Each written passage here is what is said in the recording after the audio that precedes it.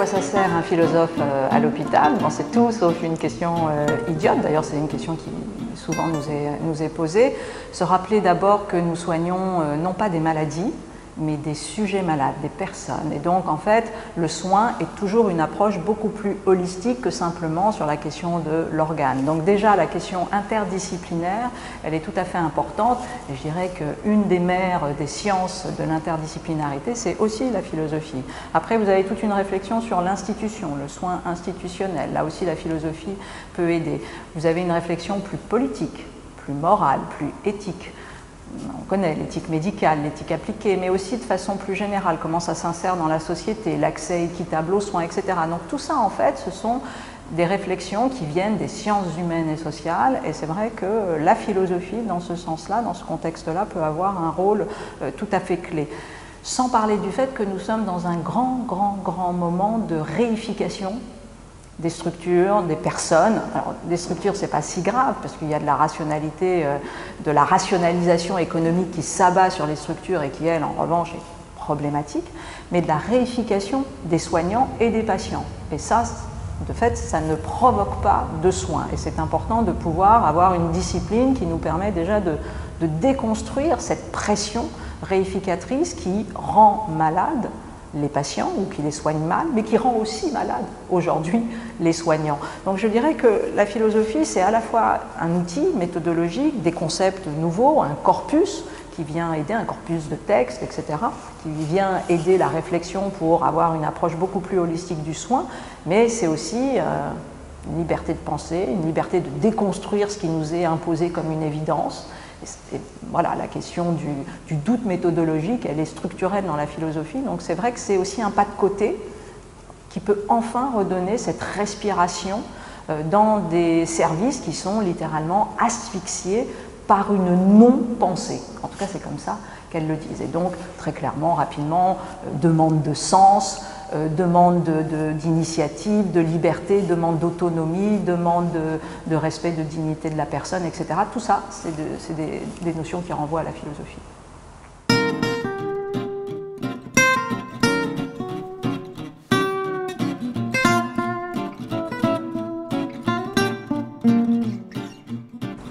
Aujourd'hui, sur la question de l'état des lieux, un peu des grands services hospitaliers, des services des urgences, mais aussi la question de la psychiatrie, mais aussi la question des EHPAD, enfin, il y a différents points comme ça et qui montrent qu'il y a un épuisement immense des professionnels. Il y a une offre qui est mal comprise et jugée inopérante du côté des patients. Alors on connaît le diagnostic, les rapports, voilà, si on prend simplement la question des urgences, on sait que nous avons un vrai problème de programmation de soins, d'une offre de soins non programmés. Nous avons un problème entre la médecine de ville et la question des urgences. Nous avons un problème à l'intérieur même du système des urgences plus spécialisé sur la question des patients portant un handicap ou la question de la vieillesse, etc. Nous avons un problème aussi avec le fait que se déverse sur les urgences quantité d'urgences non absolue et même pas relative, mais tout simplement qui ne trouvent pas ailleurs la possibilité de s'orienter, etc., etc. Et ce qui fait que vous avez une saturation folle de l'urgence.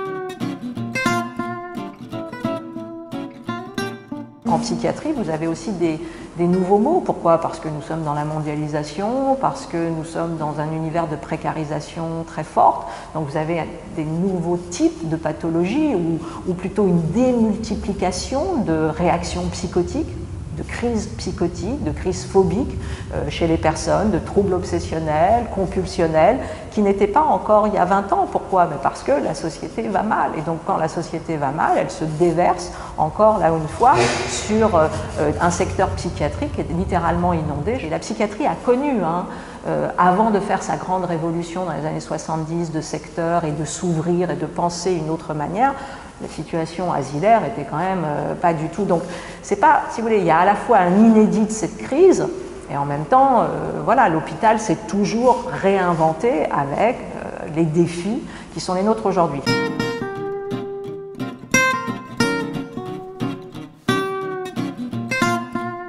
Sortir du déni ça va bien, et tout va bien et c'est juste un problème gestionnaire et vous êtes entre guillemets des incapables qui ne savaient pas réguler correctement vos services, c'est pas vrai, il y a un manque de moyens criant, il y a un manque d'équipement, il y a un manque de soins tout simplement portés à nos structures, mais indépendamment du manque de soins, il y a aussi des manques de méthodes, c'est-à-dire de travailler encore une fois avec d'autres types de disciplines parce que tout ça ne renvoie pas nécessairement à des problèmes médicaux, ça renvoie à des problèmes encore une fois, organisationnel, de construction, de meilleure régulation avec tout ce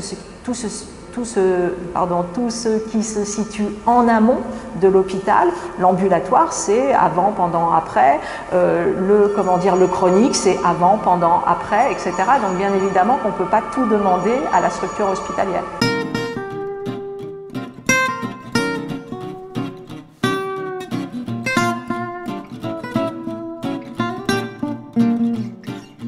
La question économique, c'est une question majeure, essentielle.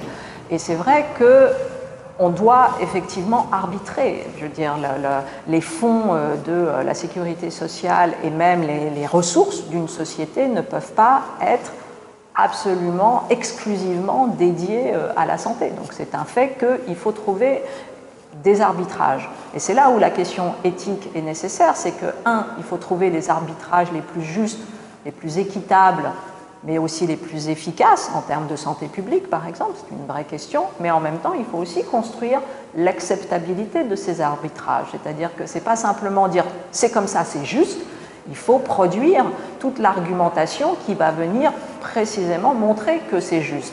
Et donc, toutes ces techniques qui construisent comme ça des processus d'acceptabilité de qu'est-ce qui est juste dans une société, généralement, c'est la philosophie politique, c'est la philosophie morale qui a en charge aussi de penser ces questions.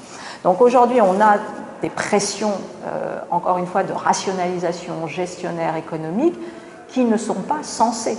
C'est-à-dire que à un moment donné, on peut aussi remettre en cause que cette espèce encore une fois, de pression réificatrice sur les services ne produit pas du soin.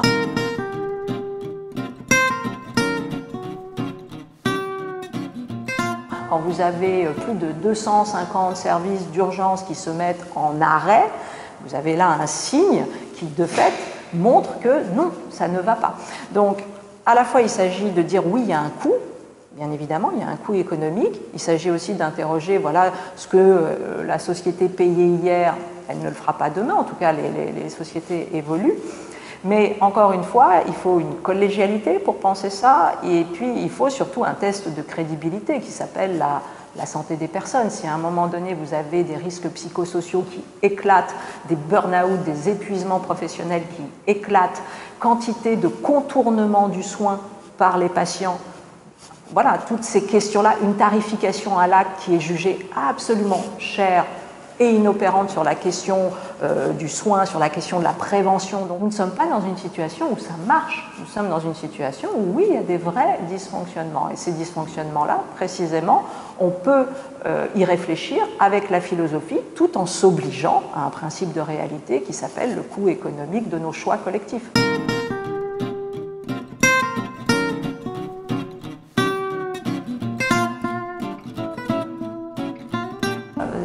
Bien sûr, c'est toujours contradictoire, un patient comme les êtres humains, c'est-à-dire qu'à la fois ils demandent très souvent un partage du savoir et une reconnaissance de leur expertise propre, mais parfois aussi ils sont dans une demande plus classiquement patriarcale de protection, de réassurance. Ils veulent du temps donné, mais eux-mêmes n'en ont pas nécessairement. Ils veulent bien évidemment une réponse instantanée, mais une réponse instantanée n'est pas nécessairement une réponse de qualité, même si bien évidemment il y a des moments d'attente qui sont absolument antinomiques avec une question du soin.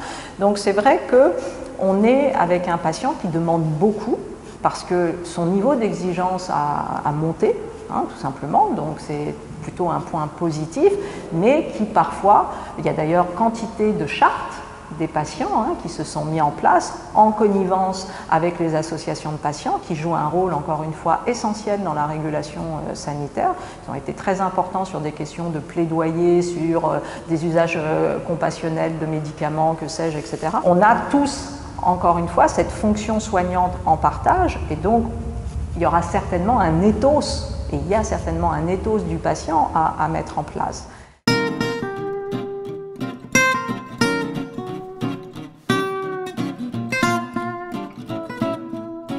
Il y a une dissymétrie, une asymétrie qui est celle du départ, à savoir que le médecin est là parce qu'il a envie de soigner, le patient est là parce qu'il, certes, il n'a pas envie d'être malade, mais il n'a pas envie d'être là. Et donc, si vous voulez, cette dissymétrie inaugurale ridicule, elle fonde le rapport qui fait que oui, d'une certaine manière, nous sommes un petit peu toujours en dette par rapport au patient qui, lui, est là alors qu'il ne désire pas être là, ce qui n'est pas, bien évidemment, le cas des personnels soignants.